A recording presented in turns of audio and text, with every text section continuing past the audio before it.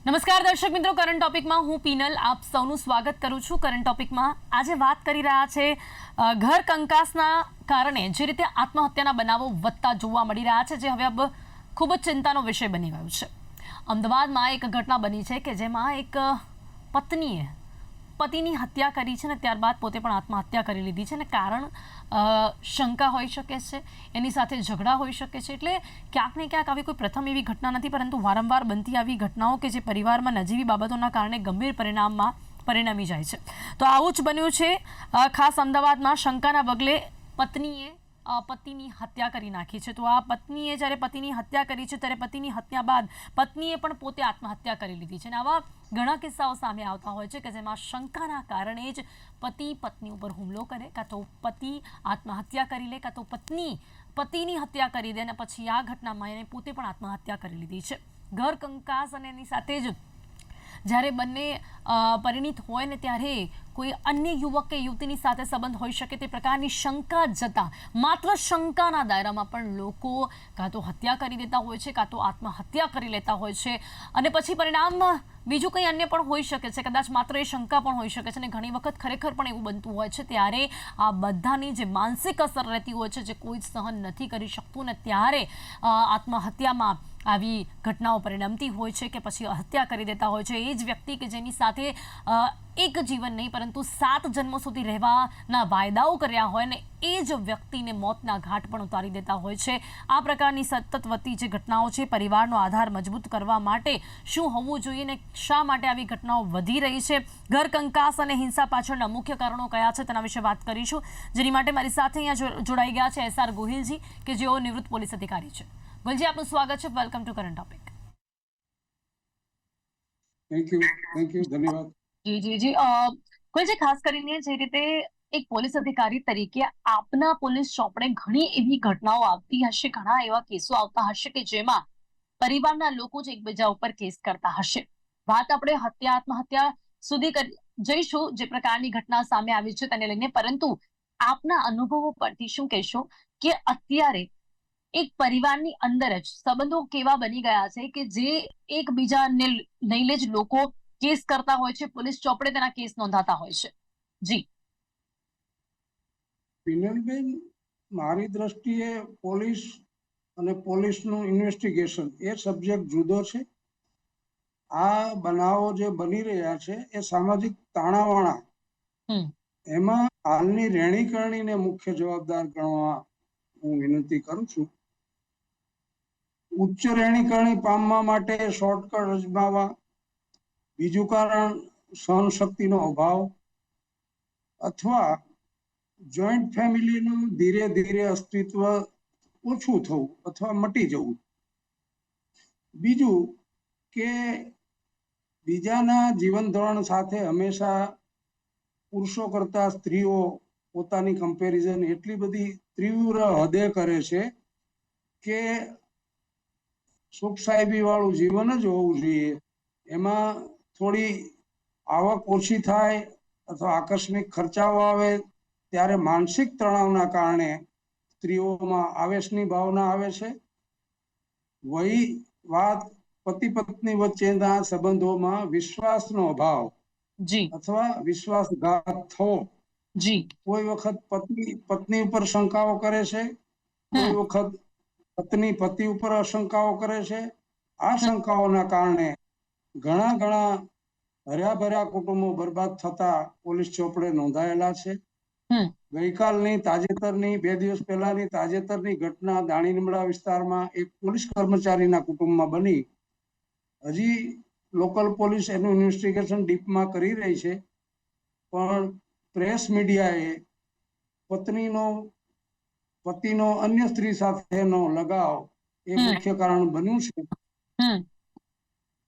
આના કારણે આવા ઘણા બધા અન્ય સામાજિક કારણો છે કે જેના કારણે વાત હવે, પહેલા આપણે એવું જોતા હતા કે વ્યક્તિ પોતાના જીવનને તો ટૂંકાવી દે, પરંતુ હવે વાત એટલી હદે વધી ગઈ છે કે એ જ વ્યક્તિ કે જેની સાથે 7 જન્મો સુધી રહેવાના વાયદાઓ કર્યા હોય એ વ્યક્તિને મોતના ઘાટ ઉતારી દેવામાં આવે છે। અહીંયાની પતિની હત્યા કરી નાખી છે, એટલે હવે લોકોની માનસિકતા એ હદ સુધી જતી રહી છે કે જો આ પ્રકારની કોઈ પણ શંકા જાય છે તો એ વ્યક્તિને મોતના ઘાટ ઉતારી દેશે। ક્યાંક ને ક્યાંક હવે લોકોને કાયદાનો ભય પણ નથી હોતો આ બાબતમાં.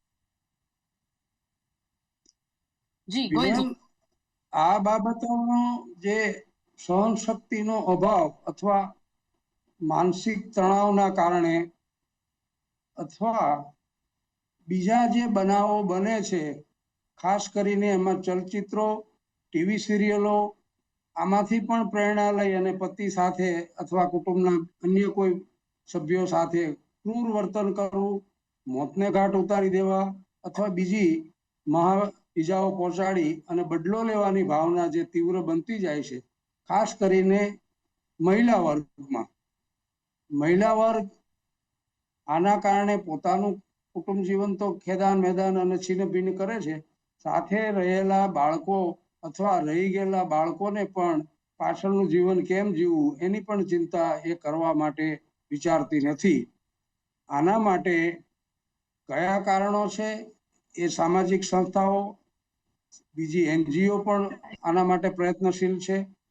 પોલીસ ચોપડે જ્યારે આવા અણબનાવો આવે છે ત્યારે અભ્યમની ટીમ કાઉન્સિલિંગ પણ આમાં પોઝિટિવ કામ કરે છે. તો એ સંસ્થાઓ પણ સામાજિક પરિવર્તન લાવવા માટે સક્ષમ બને એવી શુભેચ્છા આપું છું. જી, પરંતુ ખાસ જે આ પ્રકારની ઘટના બની છે કે જેમાં એક પત્નીએ પતિની હત્યા કરી દીધી છે ને ત્યારબાદ પોતે પણ આત્મહત્યા કરી લીધી છે. કોઈ કે આપના અનુભવો પરથી આવી ઘટના સતત કેટલી વધતી જોવા મળી રહી છે કે જેમાં કોઈ ત્રીજો વ્યક્તિ હોય એના પર માત્ર શંકા ગઈ હોય અને પછી કદાચ એવું ન પણ હોય અને છતાં પણ લોકો પોતાની જિંદગી બરબાદ કરી દેતા હોય છે. શંકાનો દાયરો ઘણા બધા પ્રશ્નોને જન્મ આપે છે. શંકાના દાયરામાં માણસ વર્ષો જૂના સંબંધોને ભૂલી જાય છે, પિતા પુત્ર તરીકેનો સંબંધ ભૂલી જાય છે, પત્ની પતિને પણ નિશાન બનાવીને આવા બનાવને એ અંજામ આપે છે. એની પાછળનું મનોવૈજ્ઞાનિક કારણ ગમે તે હોય, થોડું અંશે કાયદાનો ડર પણ ન હોય અથવા ભવિષ્યમાં કોર્ટ કાર્યવાહી, સજાઓ, સામાજિક બહિષ્કાર સુધીના પણ બનાવો આવામાં બને છે. એની દરકાર લેવા માટે કોણે કેવા પ્રયત્ન કરવા અથવા કઈ એજન્સીએ, કઈ સંસ્થાએ, કઈ ગવર્મેન્ટ બોડીએ આમાં ભૂમિકા ભજવવી એ તમારા જેવા જાગૃત પ્રેસ મીડિયાના, ઇલેક્ટ્રોનિક મીડિયાના માધ્યમથી પ્રજામાં સારા સંદેશા જાય એ કેળવણી ખૂબ જરૂરી છે. જી બિલકુલ બિલકુલ. આપણી સાથે આ ચર્ચામાં જોડાયા છે દીપ પાઠક, જેઓ સાયકોલોજિસ્ટ છે. માનસિક અસર આવા સંબંધોની, આવી ઘટનાઓની કેવી જોવા મળતી હોય છે તેના વિશે વાત કરીશું. જી દીપ પાઠકજી, આપનું પણ સ્વાગત છે કરંટ ટોપિકમાં. સૌથી પહેલા જે પ્રકારની ઘટના અમદાવાદમાં બની છે કે જેમાં એક પત્નીએ માત્ર શંકાના આધારે એક પતિને મોતના ઘાટ ઉતારીને પછી આત્મહત્યા કરી લીધી છે. આ પ્રકારની માનસિકતા એકદમ તો નહીં થતી હોય. જી શું કહેશો ડોક્ટર દીપ? આ હદ સુધીની વાત ક્યારે આવી જતી હશે, ક્યારે ધીમે ધીમે તેના મગજ પર અસર થતી હશે ને ક્યાંક શંકામાં જ હત્યા કરી દેવી એ ખરેખર છે કે નહીં એ જાણવાનો પ્રયાસ પણ ન કરવો, પોતે પણ આત્મહત્યા કરી લેવી, આ કેવા પ્રકારની માનસિક? જી દીપ. આ માનસિકતા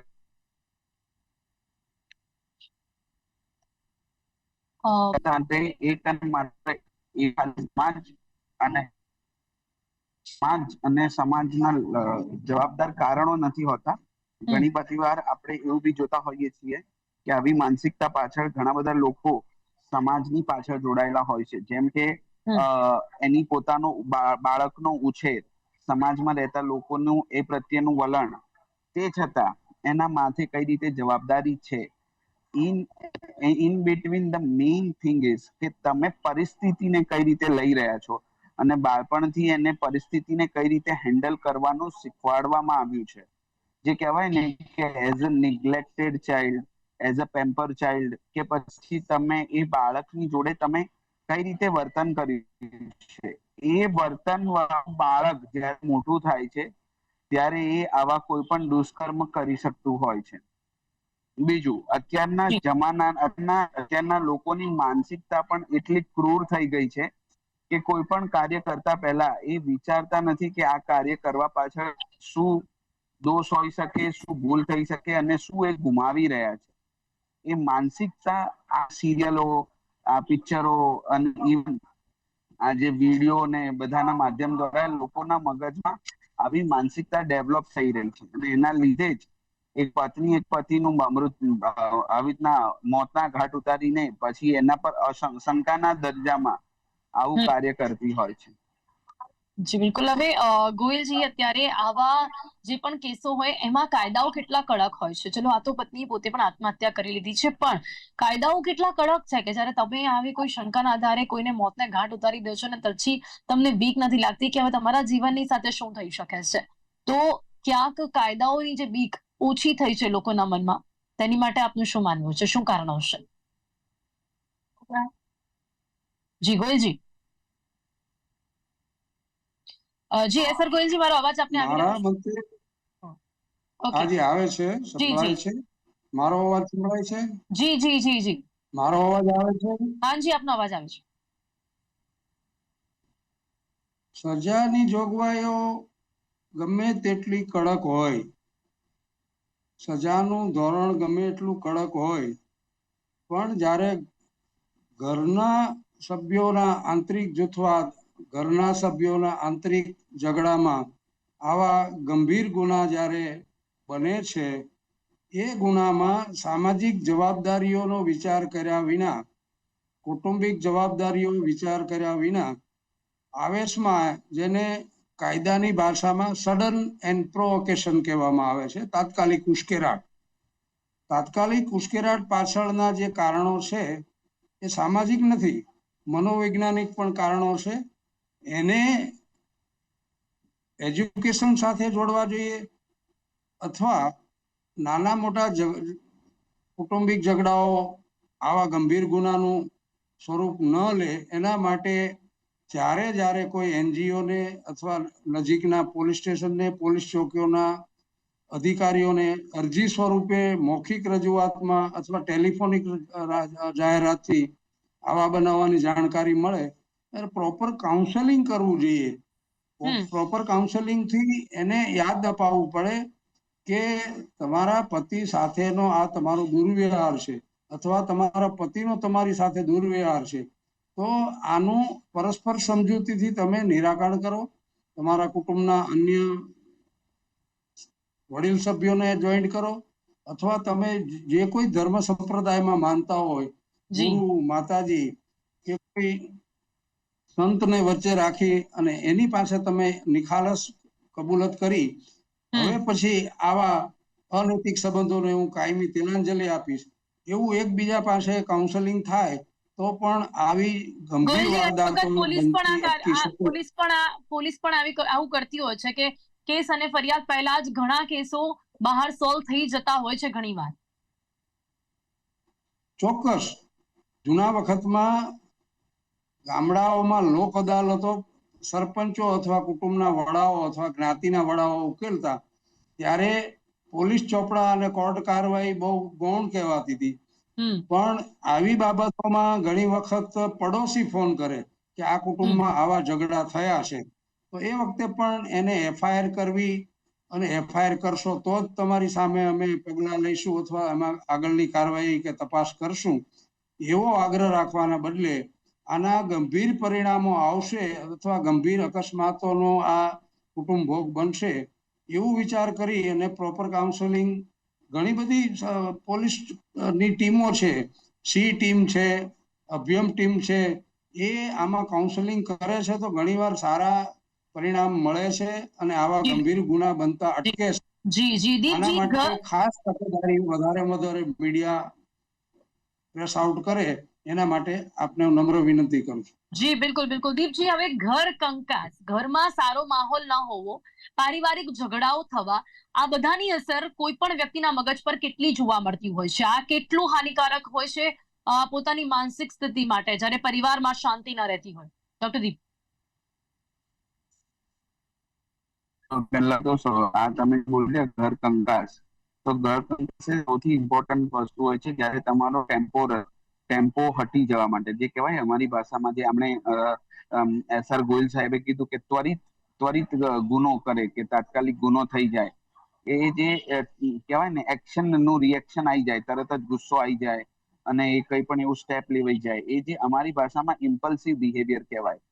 એ આવું ઇમ્પલ્સિવ બિહેવિયર માણસ ત્યારે જ લેતો હોય છે જ્યારે એ એગ્રેસિવ હોય અને સતત એની આજુબાજુના વાતાવરણમાં આવું ને આવું જ ચાલતું હોય. જેમ કે કુટુંબમાં, ઘરમાં સવારે સાંજે કોઈ પણ નાની મોટી વાતને લઈને વિખવાદ થવો, કકરાટ થવો, ઇવન દો કે પેરેન્ટ્સને એકબીજા વચ્ચે ફાવવું નહીં, ઇવન દો કે પેરેન્ટ્સ અને મધર ફાધર કે દાદા દાદી સાથે એને વિખવાદ બાળપણથી જોતો આવ્યો હોય કે પૈસા બાબતે વિખવાદ જોતો આવ્યો હોય, કોઈ પણ વસ્તુમાં એને કોમ્યુનિકેશન કરવાનું સમજો જ ના હોય, ખાલી ઝઘડાઓ અને કકરાટ જોતો આવ્યો હોય, તો એવું બાળકને જ્યારે કોઈ એના ઉપર કોઈ પર્સનલ પરિસ્થિતિ ગુજરે છે ત્યારે એને ખુદને એ વસ્તુનું જ્ઞાન નથી હોતું કે મારે આ પરિસ્થિતિને કઈ રીતે હેન્ડલ કરવાની હોય છે. તો એવી પરિસ્થિતિમાં એ અતિશય ગુસ્સામાં અને એગ્રેસિવ બિહેવ કરી દેતો હોય છે ને જેના લીધે એને કદાચ પાછળથી કે કદાચ વર્ષો પછી એના એ કર્મો માટે એને અફસોસ પણ થતો હોય છે. પણ એ કાર્ય કરવા માટે એને ઇમ્પલ્સિવ બિહેવિયર અમારી લેંગ્વેજમાં કહેવાય, જેના માટે અતિશય કકરાટ, ઘરમાં કંકાસ ઉત્પન્ન કરવો, વ્યસન કરવું, આ બધા જે વાતાવરણો ઉત્પન્ન થતા હોય છે, પૈસાની ચોરી થવી અથવા પૈસા ઓછા હોવા ઘરમાં, આવા બધા નાના મોટા જે અનેક સામાજિક અને બીજા આર્થિક પરિબળો જોડાયેલા હોય, કંકાસ એમને ન થાય, એ મુખ્ય કારણ હોય છે કે ઇમ્પલ્સિવ બિહેવિયર કરવા માટે કે એક વર્તન થઈ ગયું પણ એનાથી પછી એને ગુનો લાગુ જી થઈ જી ગયો. જી જી ડોક્ટર પાર્થ, એને રોકવા માટેના ઉપાયો શું છે, શું કહેશો અંતે? આપણે કેવી રીતે આવી ઘટનાઓને રોકી શકીએ છીએ?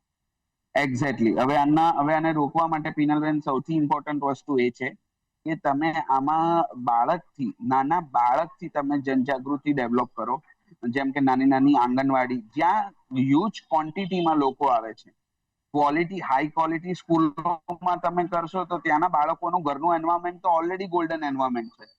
પણ જો તમારે આવી ગુનાહિત પ્રવૃત્તિ રોકવી હોય તો તમે આંગણવાડીમાં કાર્ય કરી શકો છો કે પછી કોઈ સરકારી સ્કૂલોમાં ટ્રાય કરી શકો છો.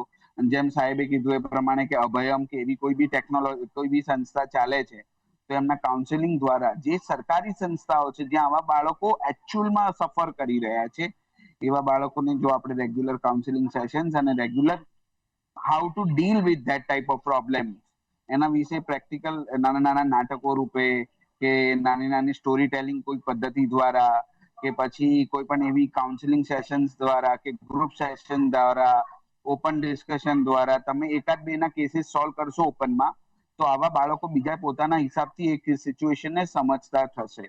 જી બિલકુલ. એટલે બીજું, કાઉન્સેલિંગ આના સિવાય તમે જનજાગૃતિ, અને લોકોને ત્યાં સુધી પહોંચવું પડશે, એટલે અભ્યમ હોય કે પછી કોઈ પણ સાયકોલોજીસ્ટ સુધી પણ પહોંચવું એ એક મહત્વની વાત છે, જે પોતાની રીતે લોકો નથી પહોંચતા. અને બીજું જે રીતે સર કોહલી છે પણ કહ્યું કે કાયદાઓ છે, પોલીસ છે પણ એમનું કામ કરે છે, પણ બધાએ મળીને કામ કરવું પડશે. લોકોમાં જાગૃતતાનો જે અભાવ છે, લોકો પોતે કોઈ માનસિક બીમારીથી પીડિત છે કે પછી ક્યાંક કોઈ એક જ વાત મગજમાં વારંવાર આવી રહી છે, તો કોઈનો સહારો લેવો, કોઈને કહેવું, એમાં હજી પણ એટલું એક્સેપ્ટ નથી કરતા એ વાતને કે અમે આ વાતને કહી શકીએ. જ્યાં સુધી એવું નહીં થાય ને ત્યાં સુધી સમયસર તમે આવી સમસ્યાઓનું સમાધાન નહીં લાવી શકો. અને આટલી નાની એવી સમસ્યાઓ છે કે જેનું સમાધાન તરત આવી શકે છે જો તમે તમારા આપસના કોઈ પણ નજીકના વ્યક્તિની સાથે વાત કરશો તો. સમય અહીંયા સમાપ્ત થાય છે. ડોક્ટર દીપ અને સર ગોહિલજી, આપ બંને મારી સાથે ચર્ચામાં જોડાયા તે બદલ આપનો ખૂબ ખૂબ આભાર. Thank you so much. તો ઘર કંકાસનો જે કરુણ અંજામ અત્યારે જોવા મળી રહ્યો છે તેને રોકવા માટે ઘરમાં શાંતિ ખૂબ જ જરૂરી છે. ત્યારે દરેક વ્યક્તિ, પરિવારનો દરેક વ્યક્તિ પોતાની આ જવાબદારી સમજે કે આપણે કોઈ પણ વાત મગજ પર ન લઈને એકબીજાની સાથે જેટલું શેર કરીશું, મોબાઈલ ફોનને જેટલું દૂર રાખીશું, રોજની કોઈ પણ એવી ખરાબમાં ખરાબ વાત પણ હોય તો પણ શાંત મગજથી પોતાના પરિવારની સાથે શેર કરીશું. અને પરિવારવાળા વ્યક્તિઓ પણ પોતાના વ્યક્તિને ક્યારે જજ ન કરીને દરેક વાતને સાંભળે અને તેને સ્વીકારે, ત્યારે જ જઈને આવી ઘટનાઓ થતાં આપણે અટકાવી શકીશું. નહીં તો આ પ્રકારનો ઘર કંકાસ હંમેશા આ જ રીતનો કરુણ અંજામ આપતો રહેશે. કરંટ ટોપિકમાં ત્યારે બસ આટલું જ. ફરીથી મળીશું એક નવા વિષયની સાથે. ત્યાં સુધી રજા આપશો. નમસ્કાર.